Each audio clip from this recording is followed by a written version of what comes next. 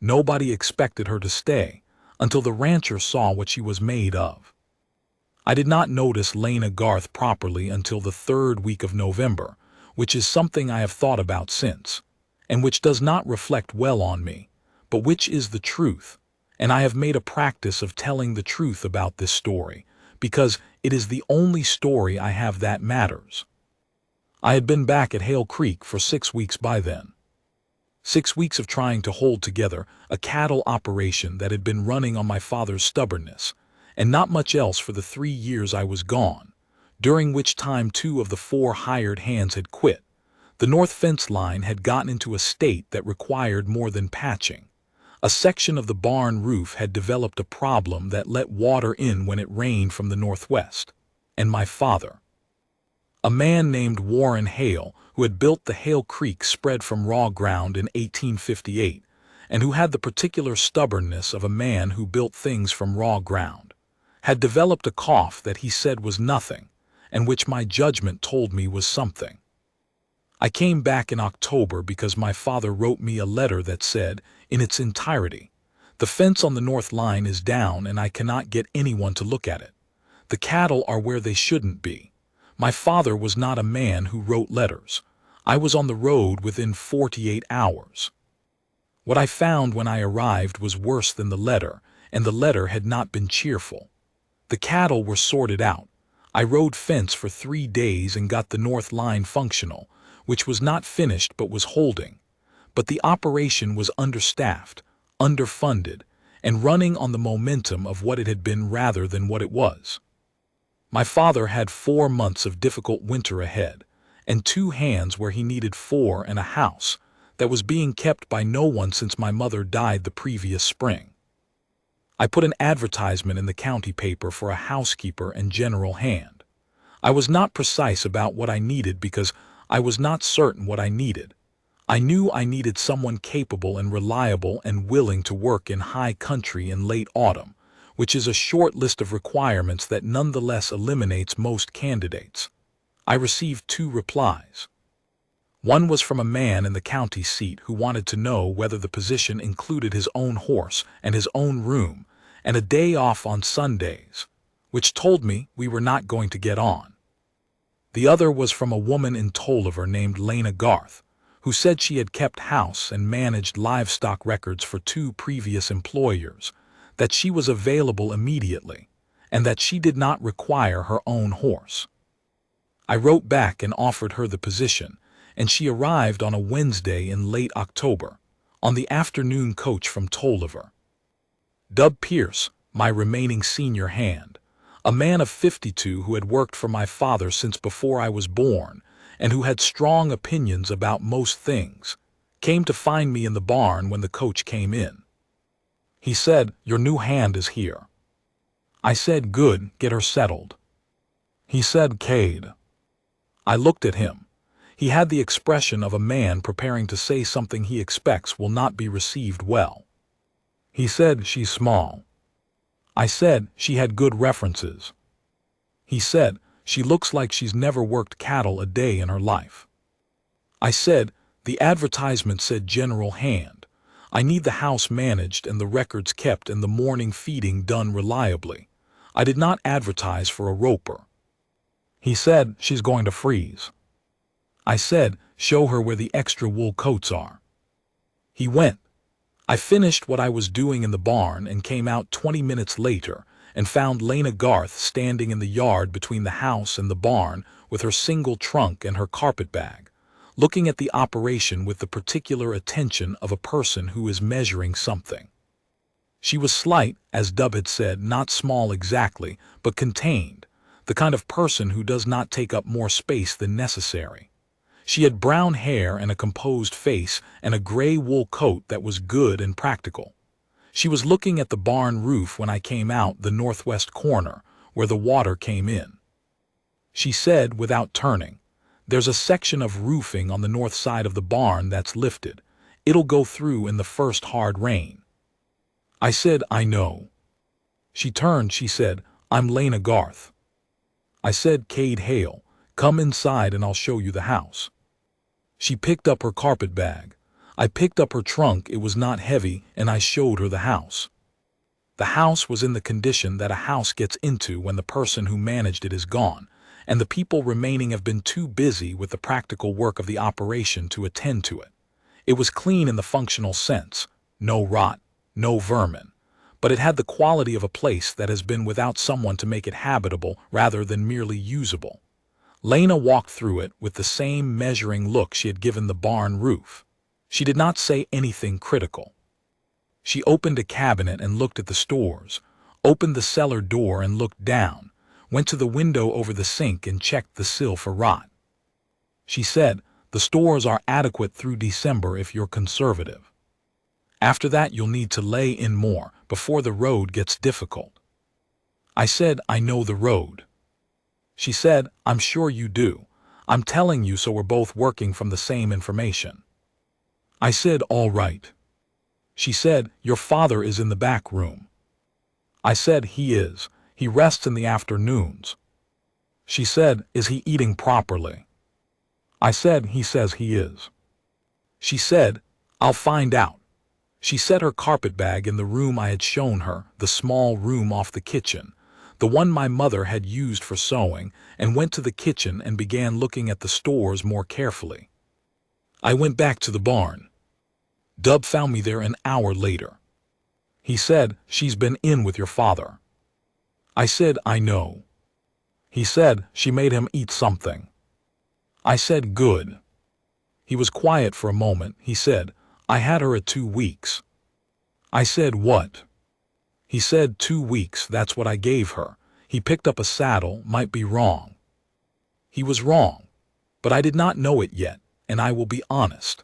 I was not paying close enough attention in those first weeks to know much of anything about Lena Garth beyond the fact that the house was warmer, and my father was eating more reliably, and the records, which I had not had time to properly examine, turned out to have been in worse disorder than I had understood, and were being put right. I found out about the records in the second week. I came in from the north pasture one evening, and Lena was at the kitchen table with the ledgers open, not one ledger, all 3, and a piece of paper beside them covered in careful figures. She said, without looking up, "Your record of the herd count is different from your father's record of the herd count in a way that cannot be explained by natural attrition." I said, "What do you mean?"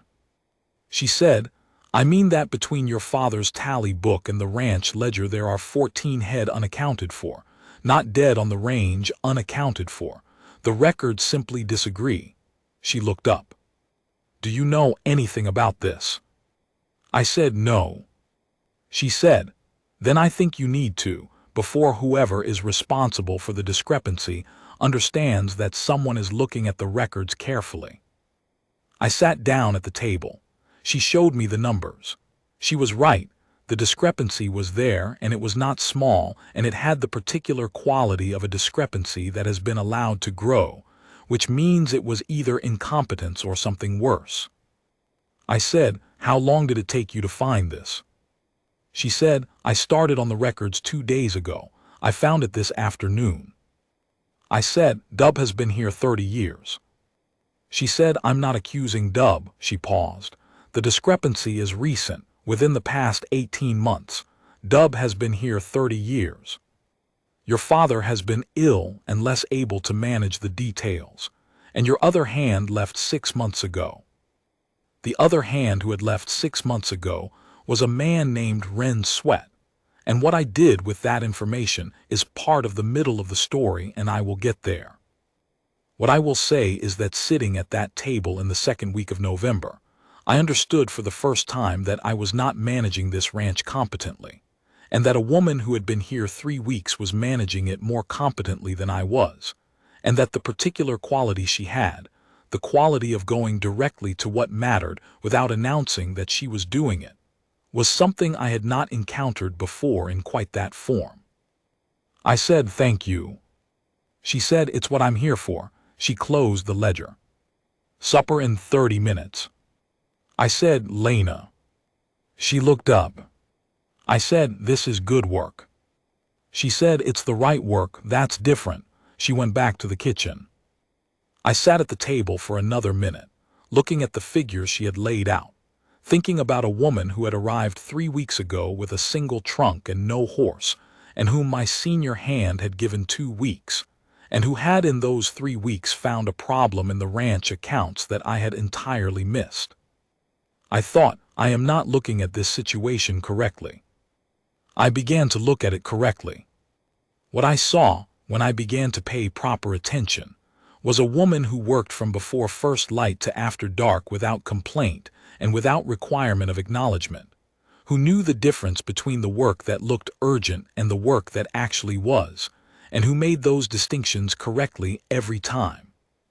She was up before me in the mornings. I had been waking at 4:30, which I considered early, and she was already in the kitchen when I came down, and the fire was already going, and she was working on something that would be useful by the time the day required it. She knew horses. Dub had said she did not look like she'd worked cattle, and that was true in the way that a composed person doesn't look like they can work. But she knew how to handle a horse, and she was not afraid of the cold. And when the fence on the east boundary came down in the 2nd week of November, and I needed a second rider to push the cattle back to the correct side, she rode without being asked, and did the work without needing it explained. Dub rode back beside me afterward and said, without looking at me, "She can ride." I said, "Yes." He said, "I had her at 2 weeks." I said, "I know." He said I was wrong. He paused, the barn roof. I said, "What about it?" He said, "She fixed it." I said, "When?" He said, "Last Thursday. She got up on the north side with shingles she found in the south shed and fixed the section that was lifting. I didn't know until I went in there and the light was coming in different." He looked at me sideways. "She didn't say anything about it." I thought about that. I said, "No, she wouldn't." He said, "What kind of woman fixes a barn roof without saying anything about it?" I said, "The kind who does the work because the work needs doing." He was quiet. He said, "I had her at 2 weeks." I said, "Dub." He said, "I know I was wrong." The situation with Holt Deering came to a head in the 3rd week of November. Deering ran the neighboring spread to the east, a larger operation than mine, better capitalized, and Deering was a man who understood the value of consolidation. He had made my father a low offer on the Hale Creek range 6 months prior, which my father had declined. He knew my father was ill. He knew I had come back to a struggling operation, and he knew, or thought he knew, that I was a man who had been away for 3 years and had come back to something that might not be salvageable. He rode over on a Thursday morning with his foreman and a piece of paper, which was his renewed offer, and he delivered it in the yard with the particular confidence of a man who considers the outcome already settled. He said, "Cade, you're a practical man and I'm a practical man. The offer's fair for what it is, which is a ranch that needs more work than you've got capital for." He looked at the house and the barn with the assessing eye of a man who is calculating what he intends to own. "You could be out from under this by December." I said, "I'm not interested." He said, "You've got 2 hands. You've got a fence line that's been letting cattle through since August. You've got a herd count that doesn't add up." He said the last part with a specific quality that told me he knew more about my situation than he should. I said, "Where did you get information about my herd count?" He looked at me and then past me, and I turned and saw that Lena had come to stand in the kitchen doorway. She had a dish towel in her hands, and she was watching the conversation with the same attention she gave to everything, the precise, quiet attention of a person who is deciding what is relevant. Deering said, "I hear things." I said, "From Ren Sweat." He did not say anything, which was answer enough. Sweat had been the hand who left 6 months ago, and the discrepancy in the records had started 18 months ago, and the arithmetic of that was clear enough. I said, "The offer is declined." He said, "Cade, think about it rationally. You've got what, a housekeeper and Dub Pierce holding this place together. From the kitchen doorway, Lena said, "The herd count is accurate now, Mr. Deering. The discrepancy you may have heard about has been identified and documented. If you received that information from a former employee, I'd suggest the documentation may be of interest to the county land office." Deering looked at her. He said, "Who are you?" She said, "I keep the records." He looked at me. I said, "You've heard my answer." He sat his horse for a moment, the way a man does when he is recalculating. Then he said, "My offer has a deadline, end of the month." He turned and rode out, his foreman behind him. Lena went back inside. I stood in the yard and watched Deering ride out and thought about what she had just done, said exactly what needed to be said, without drama, without excess, and then gone back to work. That evening, I came in from the barn later than usual and found Lena at the kitchen table with the second ledger open and a new set of figures. My father was in his chair by the fire, which he had been doing more often in the evenings, and the two of them had the comfortable silence of people who have gotten used to each other. My father said, "There's food on the stove." I said, "Thank you." I went and got a plate and sat at the table. Lena said, without looking up, "Sweat took 11 head, possibly 12.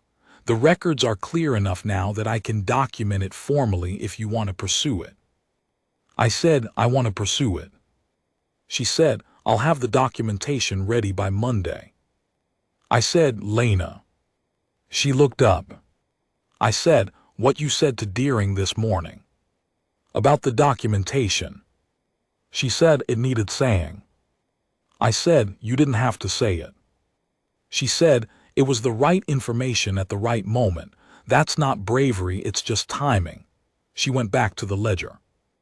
My father from his chair said, "She's right." He said it without opening his eyes. It was good timing.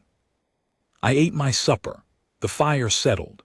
Outside, the Coldwater Valley had gone dark and cold under a sky that was thick with stars, the particular clear cold sky that comes in November when the weather is still and the temperature drops hard after dark. Inside, the kitchen was warm. I sat there and thought about what it means to look at something correctly. I had been looking at the Hale Creek spread as a problem to be solved. The fence, the herd, the accounts, the roof, the hands, and in the process I had not been looking at the thing that was solving the problems, which was the woman at the other end of the table with the ledger open, who had been here 6 weeks and had fixed the barn roof and found the missing cattle and told Holt Deering what he needed to hear, and who had not once asked me to notice any of it. I was noticing now. The next 2 weeks were hard work of the kind that is satisfying because it is purposeful. The documentation on Sweat went to the county land office. The east fence was properly repaired. I found a third hand in the town of Coldwater whose name was Abel Cord, and who was 24 and knew cattle work. And the operation began to have the feeling of a thing that was functioning rather than merely surviving. Lena's role in all of it was the same as it had been, present, precise, without announcement. She had a system for the morning feeding that she had worked out in the first week, and that was efficient enough that we were consistently finishing earlier than we had been, which freed time for other things. She had a system for the stores and the records that meant I always knew where we stood, which was something I had not had since my mother managed those things. She could ride and she could work, and she could make a barn roof watertight, and she could make my father eat supper at a reasonable hour instead of forgetting about it entirely.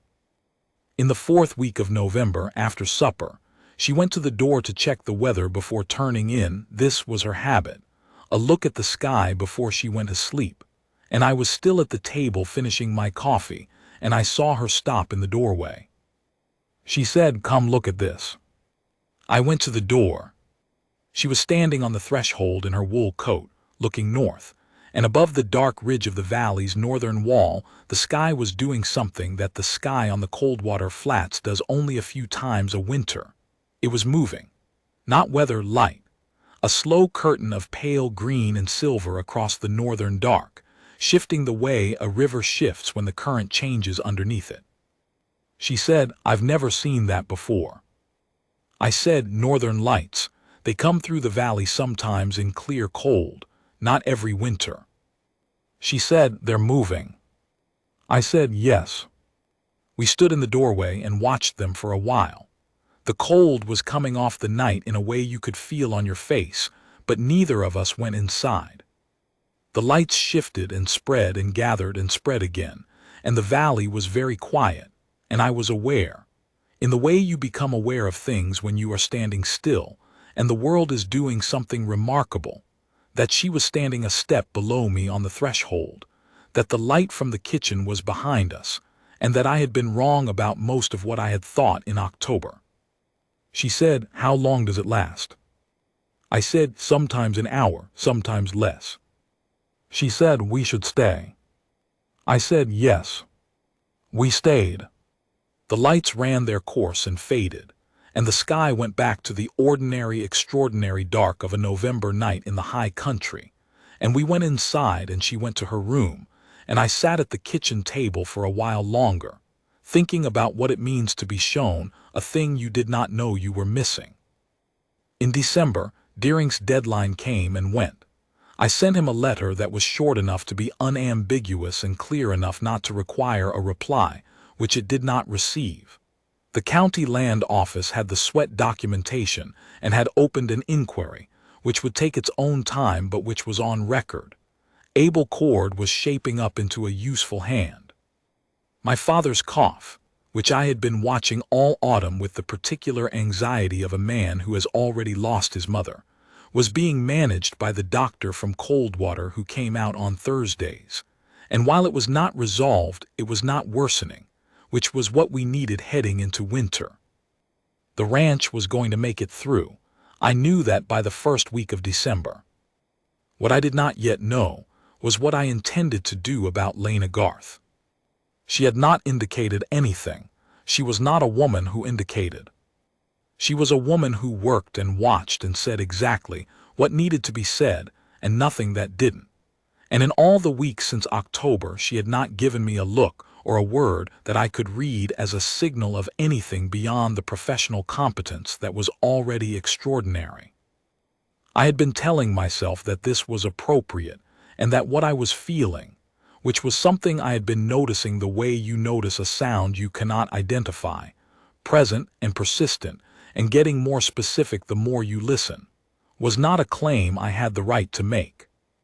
But there was the barn roof, and the ledgers, and what she had said to Deering in the yard, and the northern lights, and her saying we should stay before I thought to say it myself. And every morning before first light with the fire already going, and every evening with the silence that had stopped feeling like absence and started feeling like its own kind of presence. I went to find her on a Tuesday afternoon in the second week of December. She was in the barn, checking the winter feed inventory. She did this weekly, and she was right to do it with a tally book in her hand and her wool coat and her breath making small clouds in the cold air. I said, "Lena." She said without turning, "Feed's in good shape. We're ahead of where we need to be." I said, "I know, that's not what I came to say." She turned. I said, "I want to ask you something and I'm going to ask it directly because I don't do it any other way, and I'm not sure I could manage indirectly with you even if I wanted to, because you'd notice immediately." Something moved in her expression, not surprise, but the particular quality of attention she gave when something mattered. I said, "Nobody thought you'd last a week here. Dub had you at 2 weeks. The hands assumed you'd be gone by the first snow. Deering treated you like you were temporary furniture." I paused. "They were all wrong about you. I was wrong about you too in the first weeks because I wasn't paying attention the way I should have been. I am paying attention now." She said, "I know you are." I said, "What I see is a woman who fixed a barn roof without mentioning it, who found 14 missing cattle in the accounts in 2 days, who said exactly the right thing to Holt Deering at exactly the right moment, who made my father eat, who," I stopped. I said, "who stood in the doorway in the cold to watch the lights with me." She looked at me. I said, I'm not asking you to stay because the ranch needs you, though it does. I'm asking you to stay because I need you to, not in the same way, in the way that I was not good at this. I had told her I wasn't. I said, in the way that a man needs the person who is the better part of how he sees things. She was quiet for a moment. The barn was cold, and the horses moved in their stalls, and the winter light came in thin and clear through the high windows. She said, Cade. I said, yes. She said, I was not planning to leave. I said, you hadn't said so. She said, no, but I also fixed the barn roof. I was not planning to fix a barn roof at a place I intended to leave. I said, that is a reasonable argument. She said, I think so. She looked at me with the steady look she gave most things, not soft exactly, but true, which is a different quality and a better one. I'd like you to ask me properly. When you're ready. I said, I'm ready now. She said, you haven't finished your argument. I said, what argument? She said, you said in the way that a man needs the person who is the better part of how he sees things. That's not finished. I looked at her. I said, the better part of how I see things is the part that knows to stay in the doorway, the part that goes to the records first, the part that tells Deering what needs telling and fixes what needs fixing and makes my father eat supper. I paused. That part has been you since October, and I did not know it until I was paying attention, and now that I know it, I'd like it to keep being you. She said, that's finished. I said, Lena Garth, will you marry me? She said, yes, plainly the way she said everything that was true. Ask your father, he'll want to know before the town does. I said, my father already knows. She said, I know he does. He told me last week he was waiting for you to catch up. I said, he said that. She said, he said, my boy's slow to notice things, but he doesn't miss them once he does. Something moved in her expression that was the first version of a smile I had seen on her face, which was not the same smile another woman would have given and was entirely hers. I thought he was right. I said, he usually is. She went back to her tally book. I went back to the house, and my father was in his chair, and I told him, and he said, took you long enough. And then he said more quietly, she's the right kind, which was not something he said about many people. We were married in January at the Coldwater Church, in the particular cold of a high country winter morning when the air is still, and the sky is the deep blue that it gets when the temperature is at its lowest and most honest. Dub stood for me. Lena had no family near enough to attend, which she mentioned once and did not mention again, which was her way. Abel Cord and the preacher's wife were there, and my father, who had been persuaded to make the trip to town by Lena 2 days prior on the grounds that if he did not come she would personally drive him, which she would have. The preacher said the words and we said the words, and when it was done my father shook Lena's hand and held it for a moment, and she let him, and what passed between them in that moment was something I will not try to describe because it belonged to them. We drove back to the ranch in the afternoon light, the Coldwater Valley going pale gold on the south slopes and deep blue shadow on the north, the kind of light that only comes in winter and only when the air is clear enough to let it. She said, the east fence will need looking at before the February weather. I said, I know. She said, and the tally book for December still needs the final entries. I said, I know. She said, and your father needs to see the Coldwater doctor before the end of the month. I said, Lena. She said, yes. I said, we've been married for 3 hours. She said, the work doesn't stop. I said, no, but we could have 30 minutes. She was quiet. Then she said, all right. She looked out at the valley going gold and blue around us, the sky wide above the ridge lines, the Hale Creek spread coming into view ahead at the end of the valley road with its barn and its house and its solid log walls and its mended roof. 30 minutes. I said, thank you. She said, don't thank me. It's your wedding day. I said, yes. She said, "Ask me to look at the lights again sometime." I said, "I will." She said, "Good," and she looked out at the valley. That was 20 years ago. The operation is a different size now. We added the east section when Deering eventually sold and moved on, which was 4 years after that winter. And the Hale Creek brand means something in Coldwater Valley that it was not quite meaning when I came back in October. My father lived to see the spring turnaround, and then several more, and died at 81 in the belief that the ranch was in good hands, which it was, and which it is. Dub is still here. He is 72 now, and he does not ride the fence lines the way he once did, but he is present every morning, and he has strong opinions about most things, and he has never in 20 years admitted out loud that he was wrong about Lena. He does not have to. The evidence speaks. What I have been trying to tell you, and what I think I have told you, though I am a man who does the work better than the telling, is that it is possible to be so close to the thing you need that you cannot see it. That a woman can fix your barn roof and find the problem in your accounts, and tell the man who wants your ranch exactly what he needs to hear, and make your father eat his supper and stand beside you in the dark to watch the sky move, and that a man can fail to see all of it until the moment he finally looks the right way. Nobody gave her a week. Dub gave her 2. Deering thought she was furniture. The town thought she was temporary. They were all wrong. I was the last one to be right about her, and I have been right about her every day since, which is the best record I've managed in my life, and the one I'm proudest of.